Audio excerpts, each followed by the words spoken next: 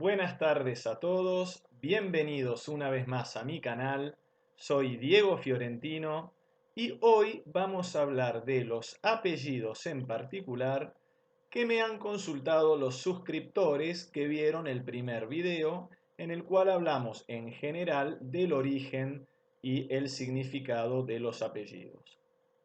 Tenemos 9 consultas de suscriptores y voy a ir pasando. Primero, los apellidos italianos en orden alfabético, que son los más que me han consultado, y después los apellidos no italianos, también en orden alfabético. El primer apellido que tenemos es el apellido Catapano. Catapano es un apellido muy difundido en todo el sur de Italia y es estatutario. ¿Qué significa estatutario? Que indica la profesión o clase social a la que pertenecía el antepasado. En este caso deriva de la palabra griega katepanó, que era un cargo público. El katepanó era el gobernador de provincia que había en el Imperio Bizantino. Es decir, Italia, desde el siglo VI hasta el siglo XI, perteneció en gran parte, no todo el país, pero media Italia llegó a pertenecer al Imperio Bizantino. Todo lo que es el sur, las islas de Sicilia, Cerdeña y Córcega, lo que sería la zona de Emilia-Romagna, las ciudades de Ravenna, de Rímini, la llamada Pentápolis, el Ducado de Nápoles, etc. Todas estas zonas tenían gobernadores que se llamaban catepanó en griego, palabra que se italianizó como catapano, y que en el sur también fue utilizada en sentido más amplio para referirse a los recaudadores de impuestos, a los jueces y a las autoridades militares. Cuando cesó la dominación bizantina en Italia, por la conquista normanda del sur, la palabra catapano se siguió usando en el lenguaje popular hasta el siglo XVI. De hecho, el último catapano fue el español Gonzalo Fernández de Córdoba, capitán general que conquistó el reino de Nápoles para los reyes católicos. Esto fue, reiteramos, a principios del siglo XVI. Ahora, eh, por lo tanto, el apellido Catapano indica descendencia de alguna de las autoridades que eran designadas como Catapano. Y es más, de la palabra catepanos, catapano, pasó al italiano la palabra capitano, que dio origen al grado militar de capitán. El grado militar de capitán deriva de esta palabra griega catepano.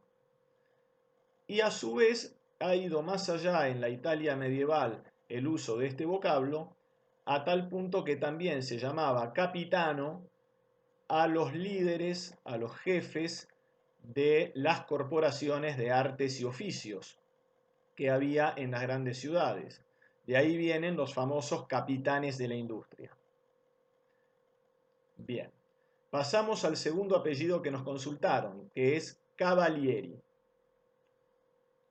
Cavalieri es un apellido difundido en todo el centro norte de Italia, pero muy especialmente en la región de Emilia-Romagna, que es una región que está justamente en la Italia central, pero del centro un poco hacia el norte.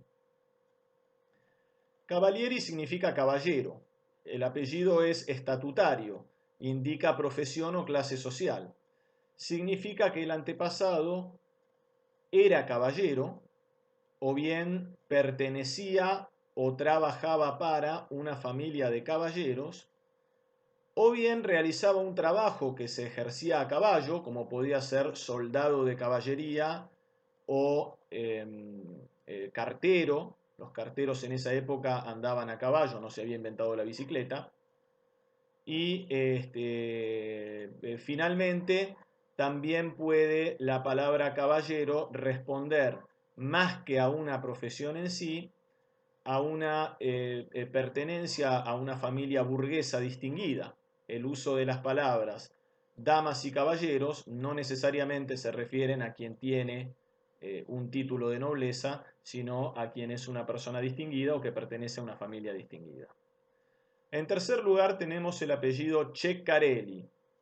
El apellido Ceccarelli está difundido en toda Italia central. Es un apellido patronímico, es decir, que nos indica el nombre del antepasado. Lo que significa el apellido es que el antepasado se llamaba Francesco, nombre cuyo diminutivo en esa zona y en la época en que surgieron los apellidos era Francescarello. De ahí deriva el hipocorístico Ceccarello. Y los descendientes de Ceccarello eran los Ceccarelli, la familia dei Ceccarelli. En cuarto lugar tenemos el apellido Marconi. Cabe aclarar que el apellido Marconi es una deformación de Morcone. Morcone es un apellido, y su variante Marconi, difundido en todo el sur de Italia. Es un apellido toponímico, porque indica el lugar de procedencia del antepasado. Los que tienen este apellido son descendientes de una familia que se originó en la localidad de Morcone del Samnio, en la región de Campania. La variante Marcone es propia de Calabria y el apellido ha variado de Morcone a Marcone por una cuestión dialectal. En quinto lugar tenemos el apellido Surraco, apellido que ha sido difícil, reconozco, encontrarle el origen, pero lo hemos logrado. El apellido Surraco aparece en dos enclaves, en muy mínima cantidad en dos enclaves, en Génova, en el área de alrededor de Génova, y en Sicilia. Puede ser que haya alguno en algún otro lugar de Italia, pero los dos núcleos son el genovés y el siciliano. Este apellido es patronímico de origen árabe. Indica que el antepasado se llamaba Sorak, que es un nombre, como dijimos, árabe, y que ha sido italianizado como Suraco o Surraco, según la zona y según el dialecto. El último de los apellidos italianos que tenemos también es de origen árabe. Es el apellido Vadalà. Vadalà es un apellido siciliano que se encuentra específicamente o que está originado específicamente en la provincia de Catania. Ahora bien, es un apellido también patronímico, como todos los apellidos sicilianos que terminan en Alá. Alá significa Dios en árabe. En el caso concreto de Vadalà, indica que el antepasado se llamaba Abdalá, nombre que significa siervo de Dios y que luego con el tiempo fue sicilianizado como Vadalà. Por una cuestión dialectal, el árabe Abdalá evolucionó al siciliano Vadalà. Tanto Surraco como Vadalà, apellidos árabes que se encuentran en Sicilia, Surraco como dijimos también en Génova, se deben a que Sicilia fue durante 200 años colonizada por los árabes. Desde la conquista del año 827, que se creó el Emirato Árabe de Sicilia, en el cual gran parte de la población fue convertida al Islam, y esta dominación árabe finalizó en el siglo XI con la conquista normanda, a fines del siglo XI. Y aún después de finalizada la dominación árabe, durante por lo menos 100 años más, siguió habiendo una importante población musulmana que continuaba con las tradiciones árabes, hasta que tras una sublevación el emperador Federico II la deportó a la localidad de Luchera en la región de Puglia, y los árabes que quedaron en Sicilia o bien se fueron a países musulmanes o bien se convirtieron al cristianismo de manera real o fingida. Por otro lado, no todos los que tuvieran un nombre árabe eran necesariamente musulmanes. Bien, y ahora pasamos a los apellidos no italianos. En primer lugar tenemos el apellido Dixaitis, otra figurita difícil que costó mucho. Dixaitis es un apellido lituano, apellido patronímico, debido a la terminación itis, que significa hijo de en los apellidos lituanos. Indica que el antepasado se llamaba Dixas, que significa décimo. Probablemente le pusieron ese nombre porque era el 10º hijo. Ahora bien, el nombre Dixas, no solo ahora, sino que siempre, ha sido un nombre raro, poco común en Lituania. En cambio, la versión alemana Dix ha sido muy común como nombre y es más común como apellido.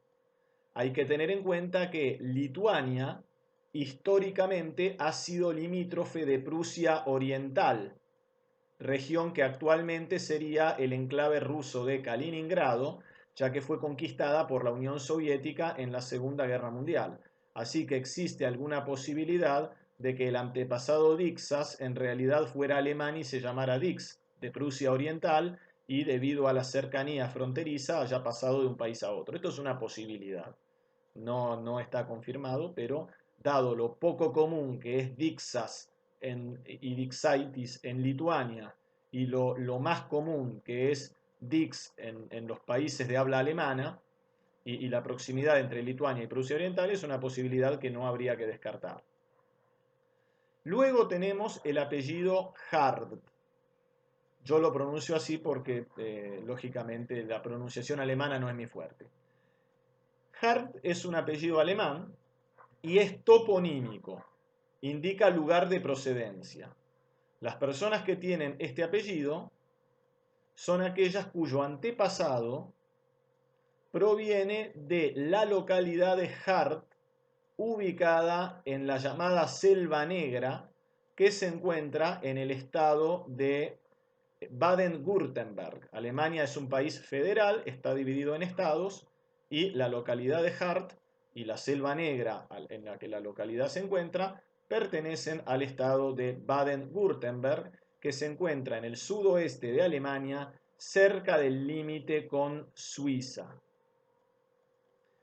Y por último tenemos el apellido Rasmussen. Rasmussen es un apellido danés, probablemente el más común de Dinamarca. Llamarse Rasmussen en Dinamarca es como acá llamarse Rodríguez. Es un apellido patronímico, como todos los que tienen la terminación sen, que significa hijo, y es análoga a lo que sucede con los apellidos ingleses que terminan en son, que también significa hijo. Rasmussen significa hijo de Rasmus. Significa que el antepasado se llamaba Rasmus, el antepasado que dio origen al apellido. Rasmus es un nombre nórdico cuya traducción al castellano sería Erasmo, nombre que sin embargo ha sido muy poco común en los países de habla hispana, si es que alguna vez se ha usado. El personaje histórico más famoso que ha tenido este nombre ha sido el filósofo holandés Erasmo de Rotterdam, en los albores de la modernidad. Bien, ya hemos hablado entonces de los 9 apellidos por los cuales me han consultado durante esta semana los suscriptores. Seguimos abiertos para seguir contestando consultas sobre otros apellidos y mientras tanto vamos viendo si hacemos videos también sobre otros temas históricos y culturales, tratando de que sean siempre temas coloridos.